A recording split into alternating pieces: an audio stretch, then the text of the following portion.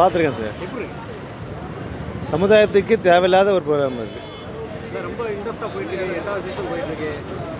So எப்படி sir நாட்டில் எவ்வளோ பிரச்சனை இருக்குமோ அதை போடுறாங்களே சார். சரி தேவையா சார்? பிக் பாஸ்ன்றது வந்து அவங்களுக்கு போய் சண்டை உருவாக்கிட்டு அதை அவங்களே சண்டை உருவாக்குறாங்க. அதாவது ப்ரோக்ராம் என்ன பண்ணுறாங்க, இது டாஸ்க்குங்கெலாம் கொடுத்து தேவையில்லாமல் சண்டை உருவாக்குறாங்க. இதை குழந்தைங்களும் பார்க்குறாங்க. நாளைக்கு ஃப்யூச்சரில் குழந்தைங்களும் பார்த்து இதை என்ன பண்ணுவாங்க, இதுவும் சண்டை போடலாம். அதாவது எதிர்கால சந்தியை வந்து கெடுக்கிறது ஒரு பிக் பாஸ் ப்ரோக்ராம் தான் என்னோட கருத்து. கமலஹாசன் வந்து அவர் பேசுகிறது என்னென்ன புரியாமல் இருந்தது. இவர் பேசுகிறார், என்ன பேசுகிறார் அவருக்கு புரிய மாட்டேது, சண்டை புரிய மாட்டேது. அது மாதிரி தான் இருக்குது. அது வே ஆஃப் அவருடைய வே ஆஃப் டாக்காக இருக்கலாம். மேபி கமலஹாசனுக்கு ஒரு வே ஆஃப் டாக் இருக்கலாம், இவருக்கு ஒரு வே ஆஃப் டாக் இருக்கலாம். ரெண்டு பேரோட எல்லாரும் மனித ஒரே மாதிரி இருக்க முடியாதுல்ல. அதான் சொன்னேன் சார், ஆரம்பத்தில் சொன்னேன் சார், இது வந்து வாழ்க்கைக்கு தேவையில்லாத ஒரு ப்ரோக்ராம் தான். சமுதாயத்தில் எவ்வளோ நடக்குது அதை பற்றிலாம் போடலாம். அது அதாவது சண்டைகளை உருவாக்கி அதை வந்து மக்களை வந்து ஒரு பார்க்குற மாதிரி வைக்கிறாங்க. அதாவது சமுதாயத்தில் வந்து என்ன பண்ணுறாங்கன்னா, இது மாதிரி சண்டை போடலாம். அதாவது அவங்களுக்கு மறைமுகமாக வெளிப்படுத்துகிறாங்க. வருங்கால சந்ததிக்கு இது ஒரு வந்து இந்த ப்ரோக்ராம் ஒரு அழிவு தான்.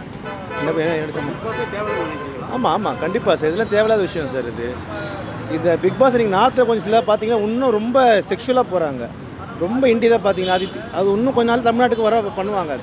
இது நம்மளுடைய கலாச்சாரத்துக்கு எதிரான ஒரு என்னுடைய கருத்து, அது தனிப்பட்ட கருத்து.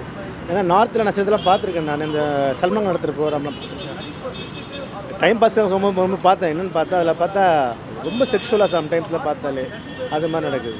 ஸோ அதையே வந்து இங்கே கொண்டு வருவாங்களோன்னு ஒரு ஐயப்பாடு இருக்குது, வந்துட்டு இருக்குது. ஸோ இதை பார்க்குற பெரியவங்க கூட பரவாயில்ல விட்டுருங்க, வளர்கிற பசங்க அதாவது டீனேஜர்ஸை பார்க்குறாங்க. இதெல்லாம் இதுவும் சமுதாய சீர் கிடையாது, என்னுடைய கருத்து. அதில் big boss boys versus girls இருக்கும்போது நல்லா போயிட்டு இருந்தது. ஸோ அதே கண்டினியூ ஆகும் நினச்சேன் இந்த சீசன் ஃபுல்லாக.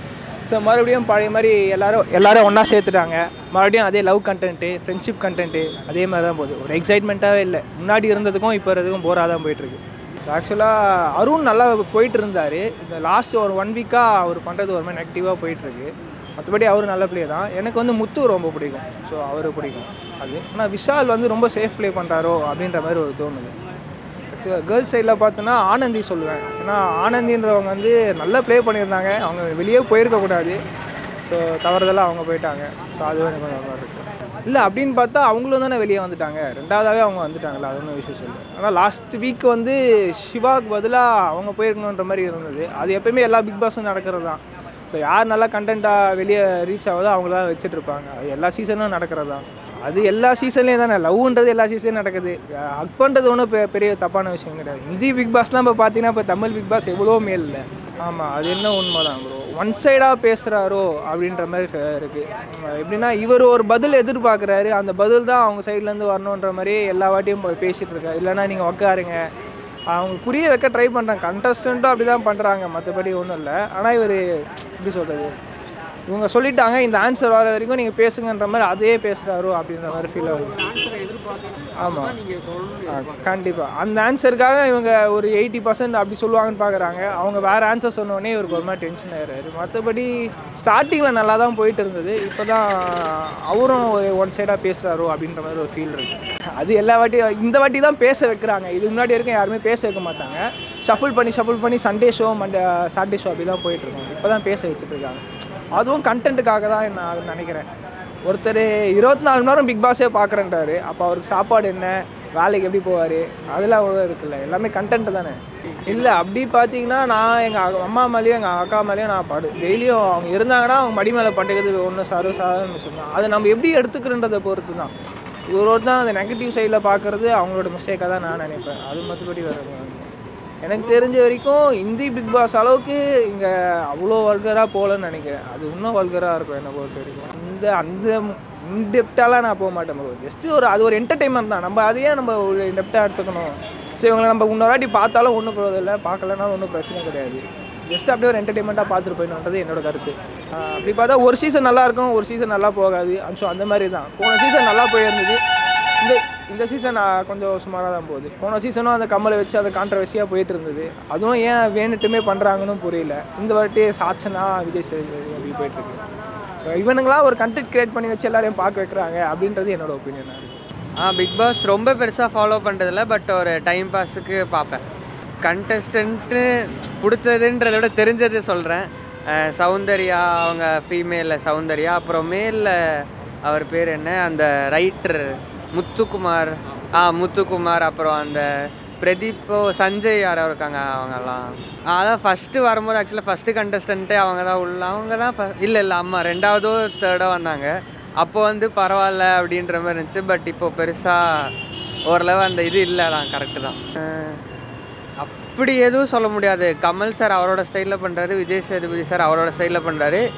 இவர் பேசுகிறது வந்து இன்னும் கொஞ்சம் எப்படி சொல்கிறது, இன்னும் கொஞ்சம் நல்லா இருக்குது பேசுகிறது பார்க்கும்போது. கொஞ்சம் நல்லா சர்க்காஸ்டிக்காக பேசுகிறாரு. அப்படின்னு இல்லை, அவரெல்லாம் தெரிஞ்சுட்டு தானே கேள்வி கேட்குறாரு, தெரியாமல் கேட்கல, தெரிஞ்சதுனால தானே அந்த கேள்வியை கேட்குறாரு. பார்க்கலாம், ஓரளவு பார்க்கலாம். ஆனால் எனக்கு பெஸ்ட்டுன்னு பார்த்தா சீசன் 3 சாண்டி அவங்களோட தான் பெஸ்ட்டு. அதுக்கப்புறம் எனக்கு எந்த சீசன் பார்த்தாலுமே பெருசாக ஒரு இது இல்லை. எனக்கு இல்லை, நிறையா பேருக்கு அது அப்படி தான் இருக்குது. சீசன் 3ல் அந்த கவின், லாஸ்லியா, சாண்டி, அப்புறம் யாரே ஷெரின், முகின் ராவ், தர்ஷனா, இவ்வளோ பேர் எனக்கு அப்போ ஞாபகம் இருக்குது. பட் இப்போது வேறு எந்த சீசன்லையும் இவ்வளோ பேர் எனக்கு ஞாபகம் இல்லை. ஸோ அந்தளவுக்கு ஒரு விறுவிறுப்பு ப்ளஸ் அந்த ஃபன் இல்லை, ஃபுல்லாக சண்டை இது அது.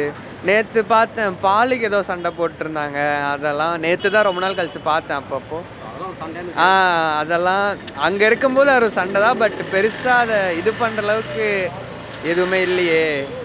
ரொம்ப சீரியஸாக எடுத்துகிட்டு போனால் கொஞ்சம் ஃபன்னாகவும் எடுத்துகிட்டு போகலாம். ஸோ ஆடியன்ஸ் நிறைய பேர் பார்க்குறாங்கல்ல, அதனால் பரவாயில்ல. இந்த பிக் பாஸ் நான் சரியாக பார்க்கல, ஆனால் கொஞ்சம் கொஞ்சமாக பார்க்குறேன். கமல் பண்ண மாதிரி தெரியல எனக்கு. ஸோ கமல் இருந்தப்போ ஒரு நல்லா இருந்த மாதிரி ஒரு ஃபீலிங்ஸ். ஆனால் இப்போவும் பரவாயில்ல, அவர் சேது பண்ணுறது ஓகே. நான் அது இப்போ சொல்ல முடியாதுப்பா, நம்ம யாரையும் கரெக்டாக சொல்ல முடியாது. இது வரைக்கும் எதுவும் சரியாக கரெக்டாக போகல. அவர் ரஞ்சித், எனக்கு பிடிச்சது ரஞ்சித் எப்பயுமே அந்த பர்சன். ஸோ அதுதான் சொல்ல. அப்படிலாம் நம்ம யாரையும் சொல்ல முடியாது. எல்லோரும் வளரணும்னு நினைக்கிற பர்சன் தான். நம்ம அவங்கள வந்து இவங்க பிடிக்காதுன்னு நம்ம சொல்ல முடியாதுல்ல. அந்த ஈரமான ரோஜா அந்த பொண்ணு பேர் எனக்கு தெரியல, ஸ்வேதாவா அந்த பொண்ணு பேர் தெரியல, எனக்கு சரியாக தெரியல. ஆமாம், அதில் நடிச்சு அந்த பொண்ணு சூப்பர். ஸோ அந்த பொண்ணு எனக்கு ரொம்ப பிடிக்கும். ஆமாம் ஆமாம், தெரியல. அதான் சொல்லிட்டேன், நான் பிக் பாஸ் ரொம்ப பார்க்குறேன். ஸோ எப்போ கமல் போனாரோ அதுக்கப்புறம் நான் அந்த இதை நான் பார்க்குறதில்ல, எபிசோட் நான் பார்க்குறேன். அது கரெக்டு. ஸோ அப்படி தான் இருக்குது, அது கொஞ்சம் மாற்றிக்கணும்.